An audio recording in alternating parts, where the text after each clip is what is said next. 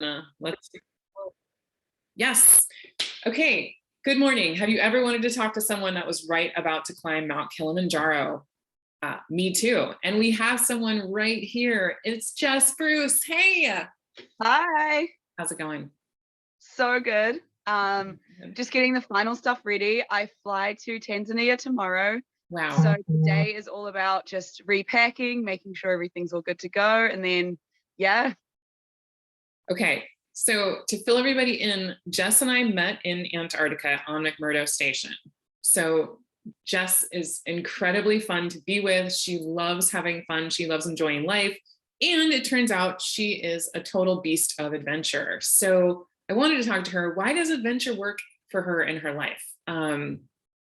Those are the big questions. We actually get to talk to Jess today. This is just a quick teaser because I wanted to see what is it like to talk to somebody that's just about to go climb one of the most iconic mountains on the planet. I don't even know if that's the right word, Jess, but she's going to be back on April 23rd and we're going to do a full hour. So this is going to be just a little teaser. Okay. What do you want to share with us in this shorter version? That's really hard. I'll totally ask you questions if you want. Also, if you're just like ready, like, oh, I got to talk about this. Right. So I guess the main thing I want to say is, yeah, it's Kilimanjaro is one of they call it like the 7 summits. So the biggest summits on each continent. It's 19,500 feet roughly. But you don't need, the cool thing about this mountain, and one of the main reasons why I'm going for it now, is that you don't need technical equipment or mountaineering experience to do it. So it's really quite unique in that it's still like a super high altitude, but fairly straightforward in terms of gear and training and like mountaineering experience. So what I'm really hoping for is to just like get a real feel for being super high up there. Like I've never been up to that kind of altitude, and just kind of getting a taste for that, like, you know, climbing it with far less oxygen levels in the atmosphere, and just sort of see how that goes. And then maybe one day foray into more of the mountaineering side. But I think it's a super doable mountain and a really like cool, fun challenge. So I'm really excited for that. And I think it's going to be quite cool. Okay, did you come up with this idea in the galley, or were you thinking about it for a long time and then you mentioned it to Katie, who's also one of our, I call us penguins. Like I'm like, oh, my penguin friend. That's how I distinguish like these are my Antarctica friends when I'm like, I went to see whatever, you know, I met up with whatever, or I was talking. I was with a penguin friend. I love that. Yeah, I just spent some time with penguin friends actually in Alaska. Funny, they're in the northern hemisphere too. Yeah, so actually it's funny you ask that because it totally was a galley thing. It was one day we were like probably washing dishes or something, and you know how you have those like offhand plans with people like, oh, I'd love to go to Africa, let's go and do Kilimanjaro. And Katie was like, yeah. And then it just actually happened. Like one of those plans where like we even both laugh about it now too. We're like, you know, this happens all the time and things fall through and like just stuff happens, but we're actually doing it. I honestly am. I thought you would be like, no, I've been looking at this for like 10 years. I've been talking about it and thinking about it and researched. Oh, no. I just love that. You guys are so amazing, both of you. I almost don't plan anything. Like I'm a very, very last minute person. So like this, I mean, we bought tickets in April. So to me, that was like a huge commitment of like in advance. This is where I'll be. Yeah. How was your last season, like the end of the season in Antarctica? Because like I know you've been to Greenland and been working in Greenland, which is super exciting too. But how are the last few weeks? Is it still like present for you at all, or have you like? Yeah, it's still pretty present. Definitely like the end of the season. I know you and Angelo had a really good conversation about working in McMurdo as a whole, and I really definitely feel the same. I echo the same kind of sentiments as you guys in terms of like just burnout and being tired. But it's like in the best way, you know. I tell people that I'm like, I felt the most burnt out I felt in my life, but I had so much fun. And I think that's why, right? Like we were doing so much, we were packing in a lot of life. So, I mean, doing a bit of hiking, just trying to like, you know, spend time with friends that I knew I probably wouldn't see for a long time. but yeah, I mean, it was very, very weird. It was very surreal landing back in New Zealand because I mean, I'm from there. I grew up like 7 hours south of Christchurch, where we land when we come back from McMurdo, but I felt like I was in a foreign country. I did not recognize it for a minute because I was like, man, it's so green and it feels tropical and there's so much moisture in the air. And this is not where I'm from. And then just like traveling around with friends from McMurdo that I knew. So I felt like I was being a tourist, which was really fun. Yeah, so it was a very strange experience. I think until you go down and have that kind of deployment, you don't really fully understand how odd it is to come back into the real world and how weird you feel for a minute. Like it takes a bit to adjust. I don't know if you had the same feeling, but it was a real Yeah, for adjustment. sure. I mean, I can't. We can talk about what Greenland was like, maybe in the longer version, but it's like I feel like I'm still kind of adjusting. It's really weird. Yeah, I would agree. Do you get that feeling? Like I feel like I didn't know. I mean, in a way, I was surprised at how much I loved people and love people that I did that season with, but like I didn't even know I loved them until I got off Antarctica. It's kind of a weird thing to say, but it's like, oh my God, we were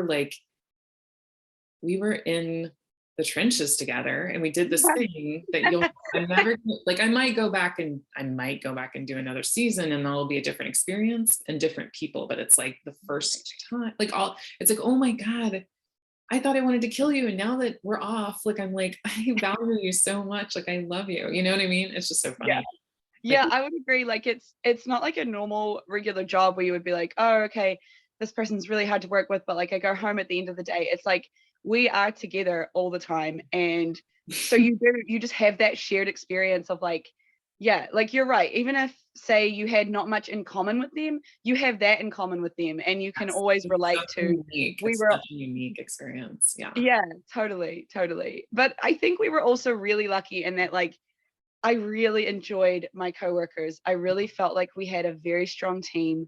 We were all down there for similar reasons, mostly first year people, which I think Mm. makes a big difference. I would be very curious to see if and when I go back, how that fares, how Uh, I feel compared to being like bright eyed and brand new and everything is like the first time. And you're like, cool, I'll stay up till 3 a.m. and go hike to Castle Rock because I've never done that before. Like, it's like a fun first time like thing, an but option that you're not doing. Yeah, I know, I agree. Like I noticed the people that were maybe their second time returning and they were like sort of scrambling around trying to make connections with the people that they'd been there the first year with and what was that like for that, like that it was just it's fascinating. It's like yeah, yeah. I think of It's all like a the like social there's an experiment. intense pressure there too to connect, but it's like once you're out of it you're like, I could have relaxed more, you know. It wasn't a Yeah. big emergency like I thought. I was telling some friends last night because they were asking about it, and I was like, yeah, I mean, I feel like you operate at a different level. Like it's bright all the time. And like I've worked in places where it doesn't get dark in summer, but like Yeah. this was different. We're so far south that like the sun is right above us for like a straight month. And I feel like I don't know if you felt this way too, but I was just operating at like a heightened level. Like I wouldn't sleep as deeply, I wouldn't sleep as much. Yeah. I would go to bed at maybe like 2 or later and getting up at like 8 and going doing it all over again. And like I think that definitely contributed to burnout, but like it just felt like what you want to do because there's just so much happening so much of the time that it's like Sure. cool, I want to go hang out with my friends, I don't want to just like go to bed. But yeah, it was like it was a unique experience. I don't think I would be like that if and when I got a job and like just like at home or like a regular job. I think it Yeah. would be very You would different. you would say that, and that's one of the things I want to get into later also is like talking about your different experiences, and because you would often say like this is different, like there's something here, like Yeah, McMurdo is different, and it's like the setup or the fact that we couldn't leave. I'm trying not to equate it to a prison, but it does come to mind in a way. Not like it was a prison, but yeah, it's just true. that you are on this thing and you can't leave real easily, and Yeah. Like you're not wrong. I mean, you can't just like get in your car and drive, which is like for me, that's like a big stress relief. If I'm having a bad day or something has gone wrong, I'm like, get in my car, blast the music, and just drive for like half an hour. Even if it's like an isolated town I lived in Alaska with like 30 miles of road, you could still drive 30 miles. But in McMurdo, it's like you live right across the road from where you work and you cannot go anywhere. So you better like these people or make the most of it. Or I can see why people go crazy or why it isn't for them. Like I can understand that. I think you have to be very aware of like, you have to be very committed to like being there and wanting that experience. And then you'll have a great time. But I can totally understand why people don't. Like you could feel very trapped. Like you're not going anywhere. Yeah. And just the pure commitment, and also like all these different people having different experiences with work, like where we were really, we had a lot of pressure on us almost the whole time, a whole 60 hours. Like there's other jobs where it was like I think I met somebody that was like, I wouldn't like it if I had another day off. And I was like, what? I couldn't believe it. He was like, he had too much time on his hands. And I was like how is that even possible? Like I don't relate. Like if you were in the galley, you cannot relate to that. You're like, and finally there was a really funny thing with Kyle where I came in, I think I had just had a day off and I had like I was like dragging a little bit. I was a little bit broken. And I was like, I did 4 loads of laundry on my day off. And he's like, never do laundry on your day off. Like that's the wrong time to do laundry. And I was like, oh, okay. Kyle speaks the truth. I think like life admin stuff you have to do on your work days, because otherwise like your day off, I found like I just needed to go hiking. I just needed to be out of town like as much as I could. I think that was like the equivalent to going for a drive. It was like I'm gonna go walk up to Ob Hill at 8 a.m. or like I'm gonna go and just be away for a minute. And that was the way that you have. So here's two questions. Have you been to all 7 continents? It's funny you mentioned that. Africa will be number 7. Woo! Oh my god. Yeah. Yeah. Shelby and Grace and you are, it's just mind blowing to me. Like this idea that you can get out into the world and do these huge things. And I love it that it was like a last minute over dishes thing, of course. Like that's And of course, like I've always wanted to get to Africa because it was like, okay, this is the last one. And I'm very curious to go to a lot of places, but it's just cool how it happens. Like pre-COVID, I definitely wanted to go and I had like tentative plans to go. But then, that whole thing happened for a couple of years and had us all not really traveling. So now it's just like a delay of a couple of years, but definitely very excited to tick it off the list. And a cool thing is that I'm actually coming off of Kilimanjaro on my birthday, my 29th birthday. So the goal was to do all 7 continents before 30, and we'll be getting there. That's amazing. That's really exciting. Wow. Okay, so my other question was, I wanted to ask you about the continents, and then, so what, like, do you have any other before 30 goals, or, like before 35? I know you say you like to keep it loose and all that, but. I want to see all 50 states. That one's been like since I was 20 and moved to the States thing. And I just have like that chunk of the Midwest that I don't know when I'm going to get to, but like Arizona, New Mexico, that I've done New Mexico and Arizona. I haven't done like from Colorado over, so I haven't done like the Dakotas and like Missouri and Nebraska and all of those states. So that's the next one, I think, is to tick all of those off the list. But it's like there's always a rotating thing, like I like do a bunch of the great walks in New Zealand, or like do the Camino de Santiago, like stuff like that. But it is fairly loose. The 7 continents was the big one, and going to all the states. But everything else, it's kind of like, like I want to do it one day, but it doesn't have to be like a specific time frame. But I mean, there's always things added to the list, right? Like you meet interesting people and they inspire you. Your list is changing and moving. Yeah, for sure. That's so touching to me because I love the States so much. But I've never set that as like a goal. Like, why don't do it? I don't know. Yeah, yeah. Yeah. And it's like America's cool in that you have like 50 different countries essentially. Like you have Mhm. awesome different varying landscapes. You know, you're in Alaska and you have glaciers and you have crazy big mountains and you have like this Arctic, subarctic area. Then you go to Florida and you have like all of your the wetlands. I don't remember the name right now. But you know what I mean? Like the Totally. Everglades and all that Yeah. area. Yeah. Uh, I was like, and wait, I then know something. yeah, nice. And then you have like Arizona, which is like straight desert, and you just have really, really varied landscapes. And I think I could spend forever just traveling around the one country and Yeah. seeing so many different things.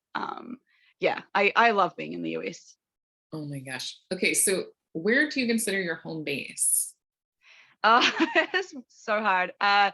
Well, so after the pandemic hit and I moved back to New Zealand, which was like September 2020, was living in Tiana, which is a town on the southwestern coast, and working in the fjords in Fiordland National Park. That sounds And so gorgeous. I think, yeah, it's awesome.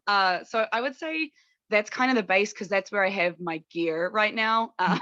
All my stuff is at my friend's house. I flat with her, so I would say that's probably it right now. But it's hard. I don't think I could commit to that being actual home anymore, if that makes sense. Like I like to go between the States and New Zealand. For a while it was like Alaska was definitely home based for a minute. And now like New Zealand would be the base, just like where I'm gonna go back to and see my family and stuff. But yeah, yeah. So I guess like a short answer to the long answer is New Zealand right now. Yeah, But like the States is like half of my home, you know.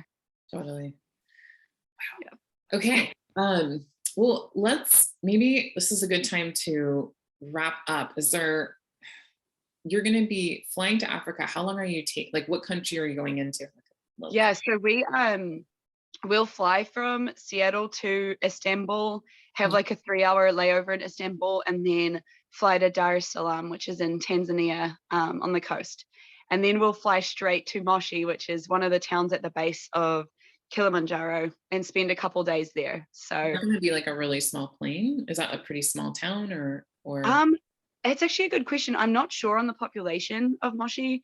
It looks like my guess would be definitely above like 10,000 people. I think it's a like sort of a bit of a city. Mhm. But yeah, it's gonna be, I'm not even sure on the plane. But yeah, probably a jet. I don't think it's like a tiny plane, but are you going to have like people go up with you or are you guys, do people yeah. just show up by themselves? Do you have tour guides? Yeah, so like to do Kili, you have to climb with a company. Mhm. So we found a local Tanzanian company that seems like pretty good, pretty like ethical treatment of their workers and stuff. So we're going with them, but they sort your permits, they do everything, you know, they cook for you, they carry your bag. Like I mean, this is going to be very luxurious. You know, it's a climb, but I don't think it's going to be like, you know, the most like rough, intense. Yeah. It's yeah, but it'll have its own challenges, I'm sure, but you Mm. know, like not so hardcore. Yeah. Okay, well, you guys are both gonna have so many people's hearts with you, like warming you along the way. I'm so excited for you. Thank you. Yeah, and we'll have a good conversation afterwards where I can give you way Yeah, more information I love that. than I know Okay, right now. so everybody, you're gonna get Jess and me back on the 23rd. We're gonna plan for the 23rd. We're gonna get to hear about Kilimanjaro. We're gonna talk about Greenland. And yeah, and then I want to hear about your childhood, which I know is really interesting. And also Great, we're what jumping right in here. all the places that you worked like remotely, like what makes McMurdo different and what are some of your experiences and like why does living these choices like work so well for you? And yeah, how do you see your future? All those questions are coming. Okay, well, I'm gonna get thinking about them now because that's a lot Good. of Put them homework. in the So back. yeah, yeah, I'll start doing it Okay, now. I'll definitely send you a copy of this and I'll get it up. I'm gonna play with editing and stuff and I'll get it up and hopefully you'll be able to yeah, like let it open it up. I'll post it to YouTube and then put a link into Facebook so all your Facebook people will be able to see it. And Awesome. That sounds great. Yay. Okay. Cool. Yes, Okay. love you. Bye, Rachel. Talk to you soon. You too. Bye. Bye.